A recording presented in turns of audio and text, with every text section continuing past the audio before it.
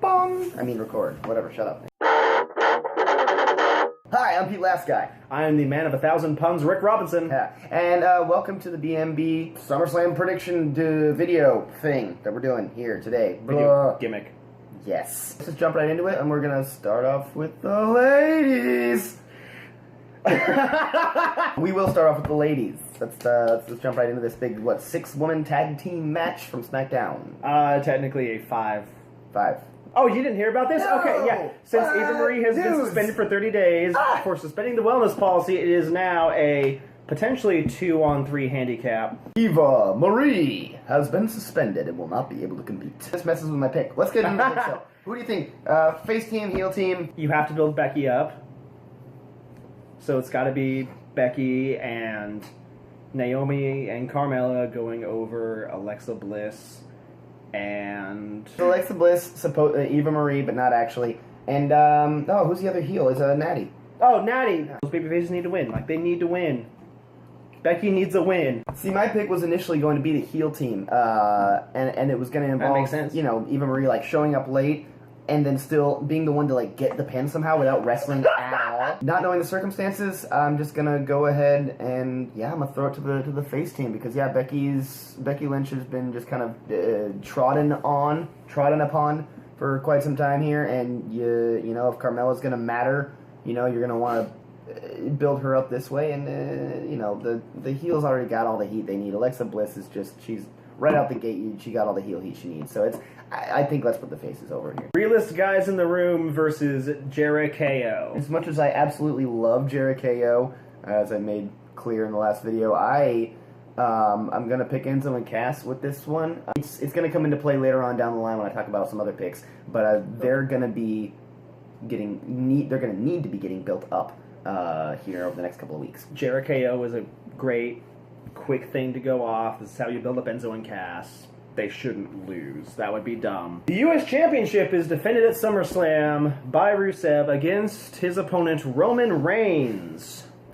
A little R&R, what do you got? I would not be surprised if Rusev somehow retained, because he's somehow in Vince's doghouse.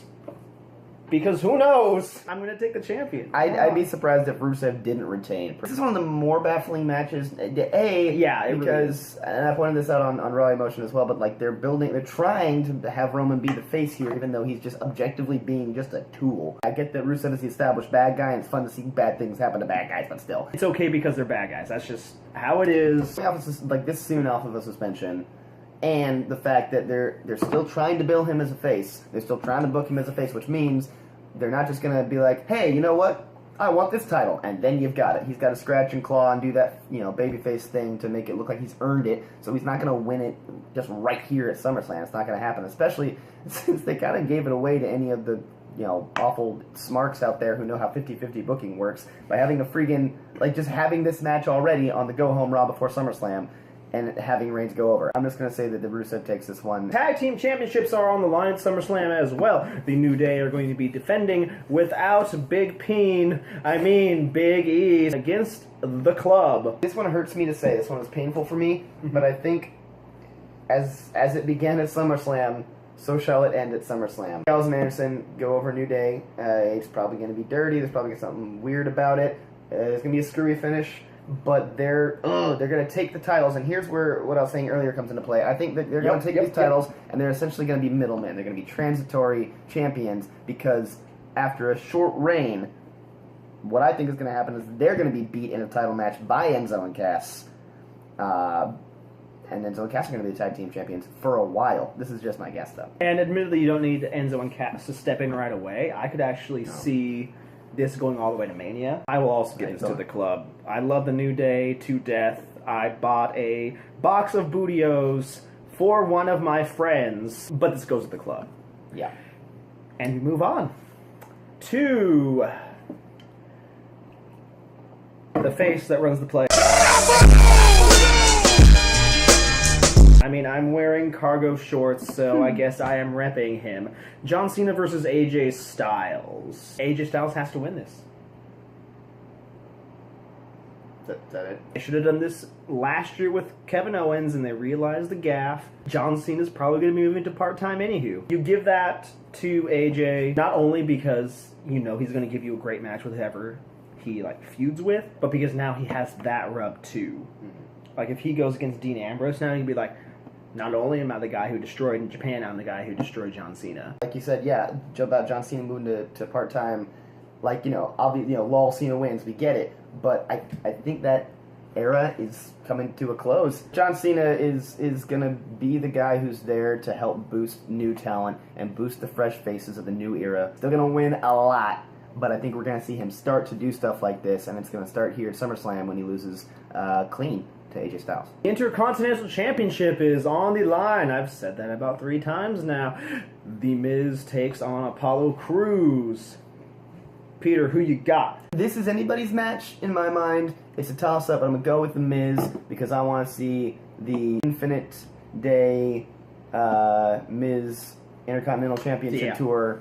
I want it to keep going. I love Apollo Crews. He's great, and I want to see him succeed, but he's not going to at SummerSlam. I think Apollo Crews could win because SummerSlam, Backlash is the next pay-per-view, if I remember, and that's SmackDown only.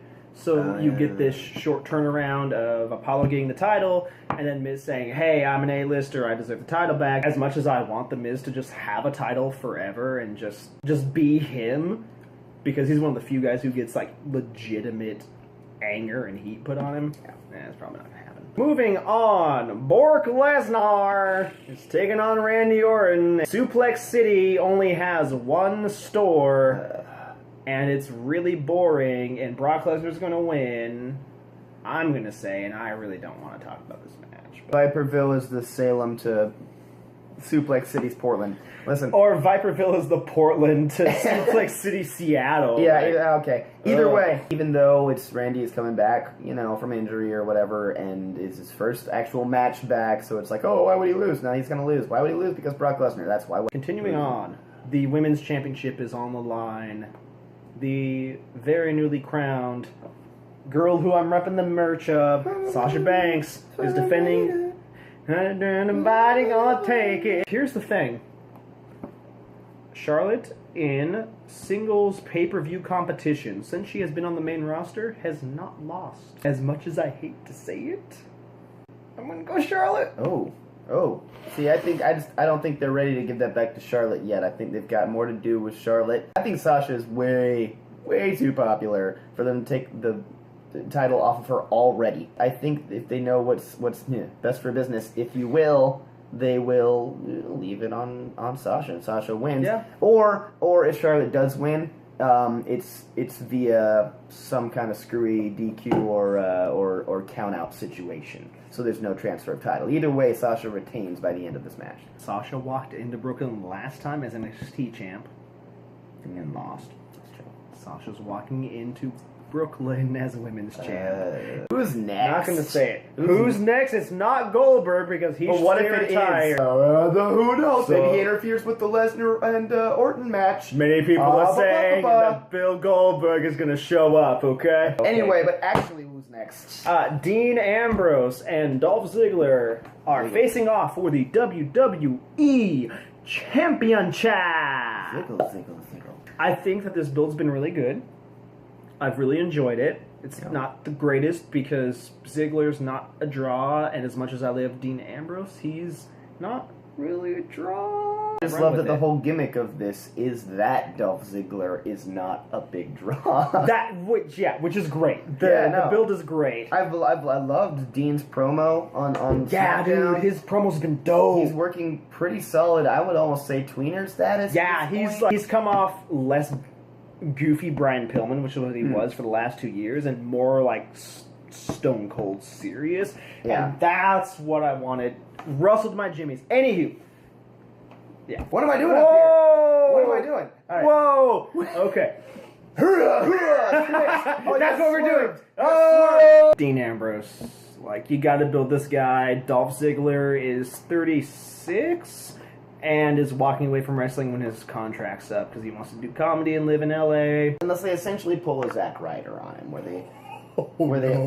or pull a Dolph Ziggler with the Money in the Bank contract. If they'll just give him the title at SummerSlam, give him a big win, and then right off the rematch, Dean takes it right back, and then Ziggler fades into obscurity and eventually retires. Dean probably takes this one. It's going to be a really good match either way, though, so I'm going to enjoy watching it. Yeah, that's the thing I'm looking forward to, is seeing how Dean's wacky, goofy style... Don't even start. Worse with what Ziggler does. I hate it so badly. He hates that more than I hate Del Rio's double stomp finisher, but that doesn't matter because he's suspended too. He's not suspended right now. Anywho, main event. Christening the first holder of the WWE Universal Championship. I'm excited to see the belt. Hopefully it doesn't look as dumb as its name sounds. It's probably going to be the current belt that they have for the WWE Champion Chow, and then they're just going to give the SmackDown one the same thing in blue. Oh. Book it. You have it now on video. Watch it happen. Same thing with the women's titles. We're on record. So, for this match... Seth Rollins, he says. Balor. Who you got, Peter? This is one I've been having trouble with because, again, it's a new title. Obviously, you've got Seth as the golden boy of what was the Authority. But Mick and Steph seem to be pretty neutral. Which is nice to see. Ultimately, let me see. I'm going to go with the outside shot here. What I think is the outside shot. I'm going to call it for Balor, and this brings back in what I was what keeps coming up throughout. See, I have Gallows and Anderson, the club, winning the tag team titles, and I've got Balor. You know exactly what's coming. I've got Balor tonight, Sunday, winning the Universal Championship. I'm saying that they come out either during the match or after, and align themselves with Finn. You got your Balor Club, and they hold all the gold. I'm sure I'm not the first one to say this, because that's dream booking right there. Yeah.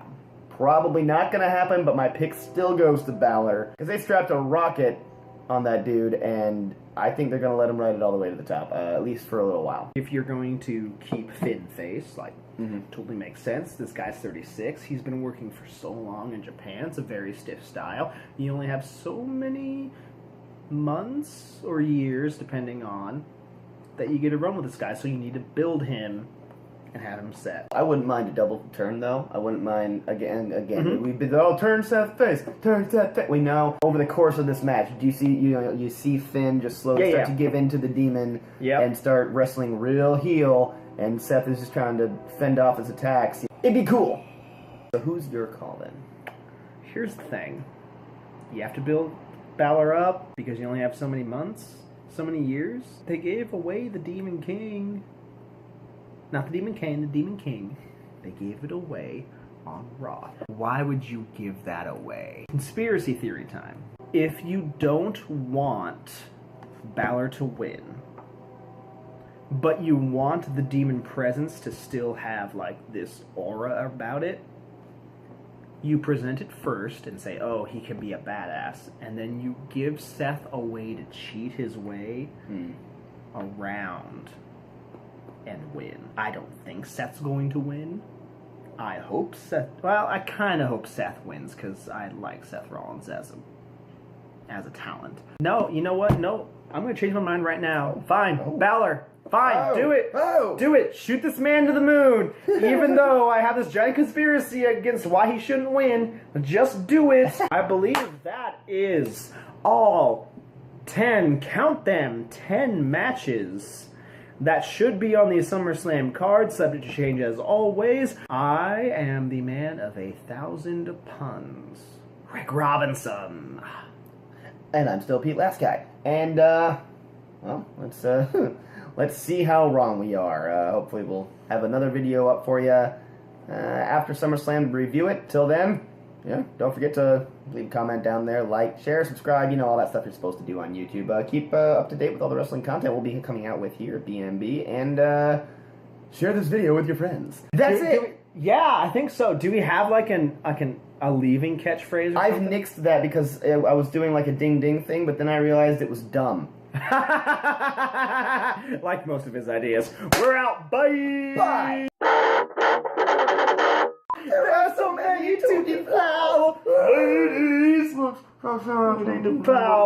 Monday Night Hamilton, hashtag it. Becky needs a good win. Becky with a good win. There we go. Hey, this moves so much faster when Wes Webb is not here. I'm gonna go. This could go either. I'm gonna go.